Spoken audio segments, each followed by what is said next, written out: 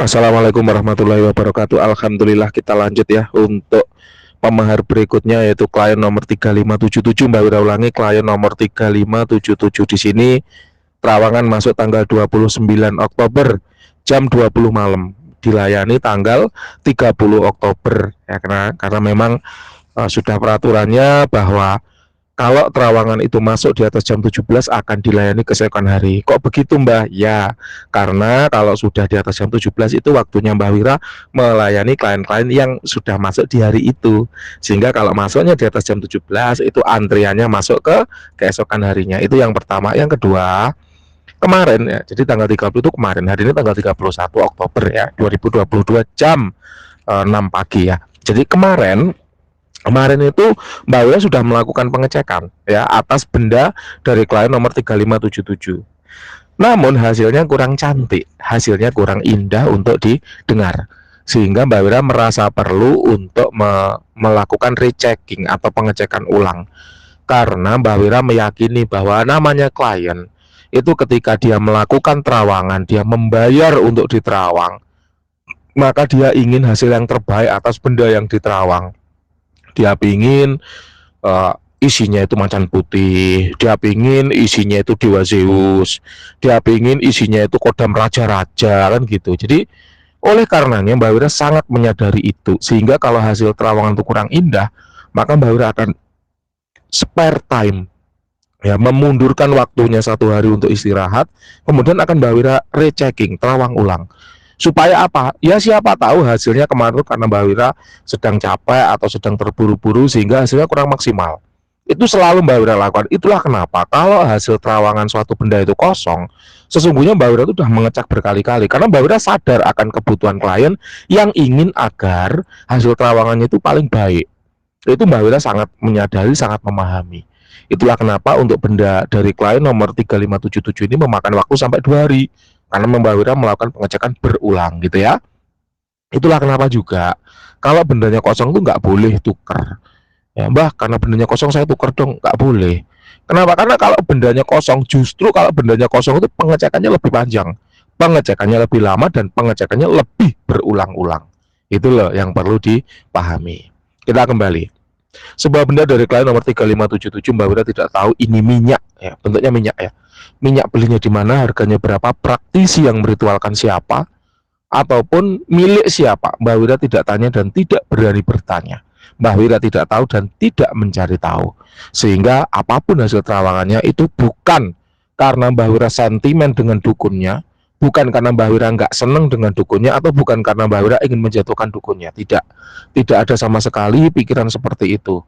Semua adalah murni hasil terawangan tanpa ada unsur ingin menjatuhkan siapapun. Itu yang pertama. Yang kedua, Mbak Wira tidak jualan minyak. Jadi tidak ada keinginan ingin bersaing, menjatuhkan produk orang lain agar produk orang lain terlihat jelek, sehingga produk kita laku, itu nggak ada.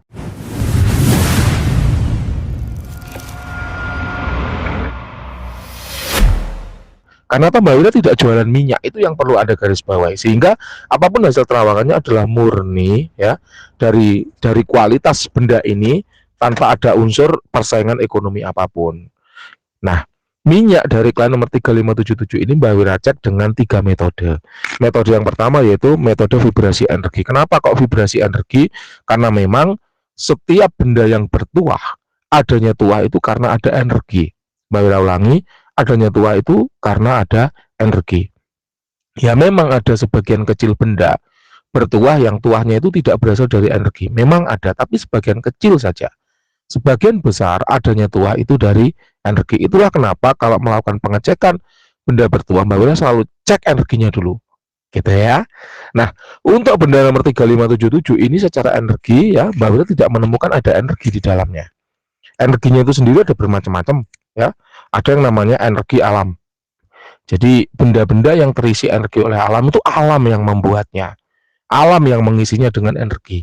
Oleh karenanya kemudian benda-benda yang berenergi alam ini kemudian disebut dengan mustika. Baik mustika lipan, mustika buntat lipan ya, mustika merah delima, mustika kelapa, ataupun benda-benda bertuah alam lainnya. Ini jelas bukan ya, benda ini jelas bukan. Yang kedua itu energi dari praktisi yang meritualkan. Memang bisa ya energi manusia itu diinjekkan atau dimasukkan ke dalam benda itu memang bisa. Untuk merubah benda dari yang semula biasa jadi bertuah. Nah, ada banyak metode, teknik, mantra-mantra yang digunakan untuk melakukannya. Dan Mbak Wira hafal, karena Mbak Wira juga bisa melakukan itu. Gitu. Energi manusia yang kemudian diinjekkan ke dalam suatu benda namanya tulpa.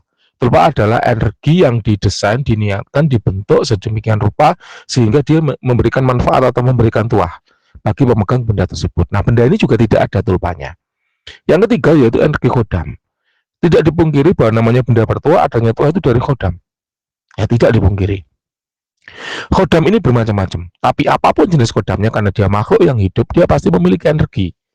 Nah, energi inilah yang kemudian dia memberikan tuah atau manfaat bagi pemiliknya. Bisa juga khodamnya yang berangkat bekerja untuk membantu si pemiliknya, itu juga bisa. Nah, benda ini tidak ada khodamnya. Kenapa? Karena dari segi energi Mbak Wira tidak merasakan gitu. Jadi dari segi energi, ketiga jenis energi tadi itu tidak ada sama sekali di minyak ini.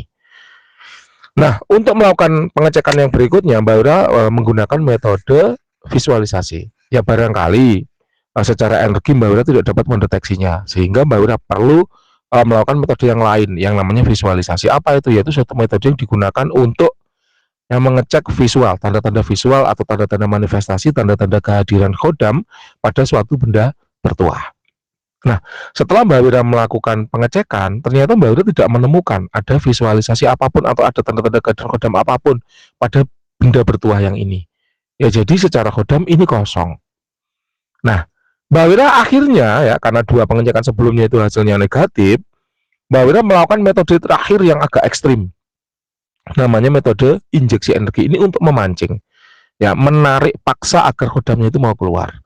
Memang ada ya teknik-teknik khusus mantra-mantra tertentu yang digunakan untuk mendekatkan dimensi ya dari khodam yang asalnya di dimensi energi ya itu mau keluar mendekat ke dimensi manusia, ke dimensi materi sehingga kemudian bisa kita amati. Ini kalau ibaratnya kita mau mengamati ikan yang ada di dalam air, kita pancing dulu dia agar keluar. Kalau udah keluar baru bisa kita lihat warnanya, bentuknya, panjangnya, ukurannya, beratnya dan seterusnya. Sama seperti itulah pengibaratannya kalau di dunia manusia.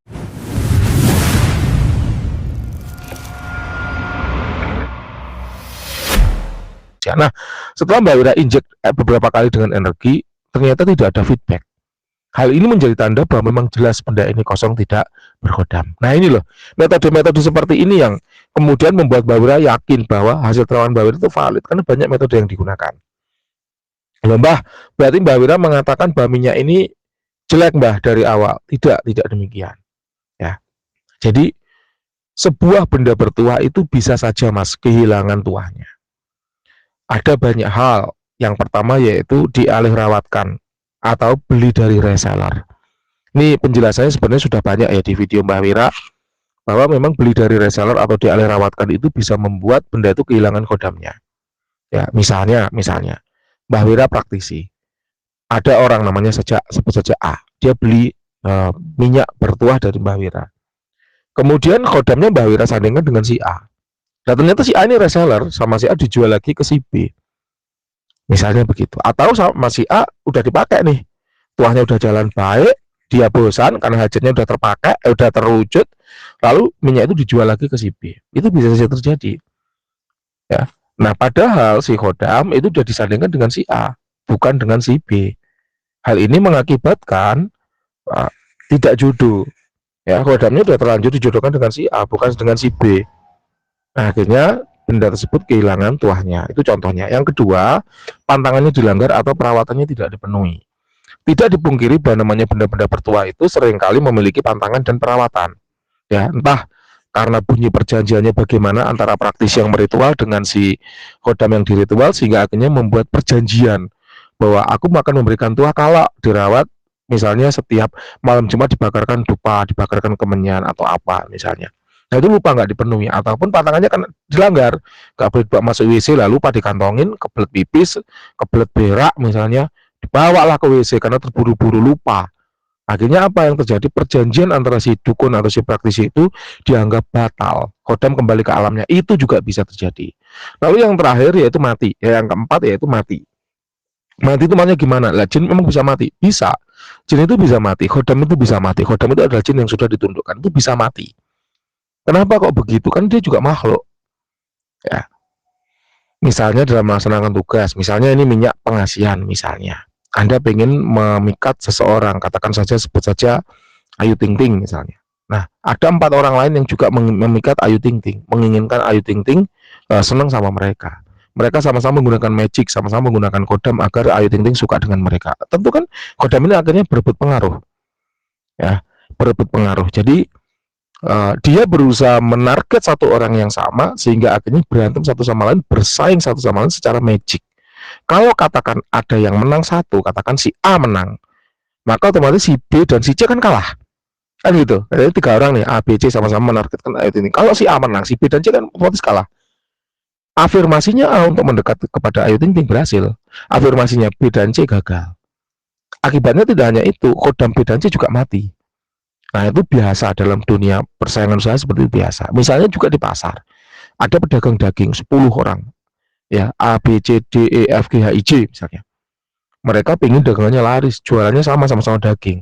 Mereka sama-sama afirmasi, yaitu apa? Buat pembeli itu mendekat ke aku, buat pembeli itu tertarik beli daganganku, misalnya seperti itu.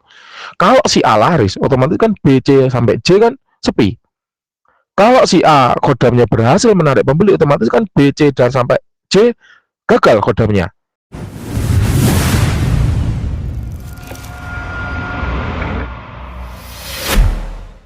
Kalau si A kodamnya hidup, menang, bersaing, maka otomatis kodam orang kedua sampai ke 10 mati. Itu udah biasa seperti itu dalam dunia perkodaman. Itulah kenapa sebelum kita melakukan afirmasi biasanya perlu strategi supaya kodam kita itu menang, survive, tidak hanya asal pakai gitu loh.